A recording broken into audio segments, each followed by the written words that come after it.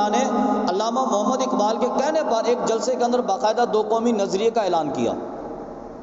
ایک ہندو صحافی تھا، وہ کھڑا ہو گیا اور اس نے کہا کہ محمد علی جناح تمہارے اندر فساد پیدا کرنا چاہتا ہے، یہ ہم بھی ایک جیسے ہیں، ہمارے باپ دادا بھی ایک ہی مقام پر تھے، ہمارے پردادے، ہماری نسلیں، ہمارے آبا و اجداد سارے ایک ہی مقام پر رہے، ہم ایک ہی جگہ پر سوتے جاگتے اٹھتے بیٹھتے کھاتے پیتے رہے، ہمارا سارا ایک ہی نظام ہوتا تھا، ہماری رشتہ داریاں بھی آپس میں مشترک تھیں۔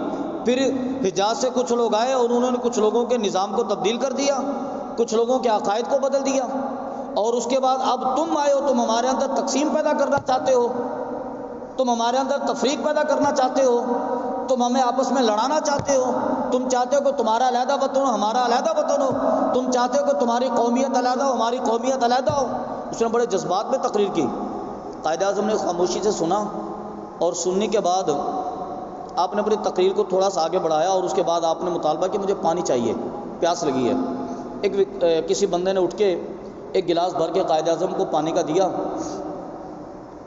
قائد اعظم نے گلاس میں سے آدھا پانی پی لیا، اور وہ سامنے جو صحافی بیٹھا تھا نا، وہ آدھا گلاس بچا کر اس کو دیا کہ آپ بڑے غصے میں نظر آتے ہیں، بڑے شدید تناؤ میں ہیں، پانی پی لیجئے۔ آپ نے جب آدھا گلاس اس کو پانی کا دیا تو اس نے کہا میں تمہارا جھوٹا پیوں گا؟ تم مسلمان حقیر آدمی مجھے اپنا جھوٹا پانی پلاتا ہے؟ تو قائد اعظم نے وہ گلاس لیا، اور ایک ترکی النسل مسلمان بیٹھا تھا، آپ نے کہا کہ یہ پانی پی لو، اس نے جلدی سے اٹھا بسم اللہ الرحمن الرحیم پڑھی اور گلاس پکڑا، پانی پی گیا۔ قائد اعظم نے کہا کہ بتاؤ اگر ہمیں ایک گھر میں رہنا پڑے تو میں تمہارے ساتھ رہوں گا جو مجھ سے اتنی نفرت کرتا ہے، یا میں اس کے ساتھ رہوں گا؟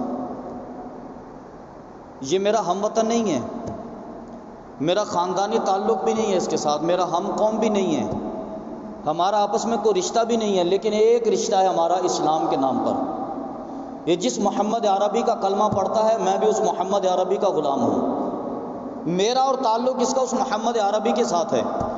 تو میرے وطن میں رہتا ہے، تیرے آبا و اجداد یہاں پہ رہتے ہیں، جس خطے کا پانی تو نے پیا ہے میں نے بھی اس خطے کا پانی پیا ہے، جس خطے کی خوراک تو نے کھائی ہے اس خطے کی خوراک میں نے بھی کھائی ہے، میرے باپ دادا بھی یہاں پر رہتے تھے، تیرے باپ دادا بھی یہاں پر رہتے تھے، ہمارے بچے بھی یہاں پر جوان ہوئے، تیرے بچے بھی یہاں پر جوان ہوئے۔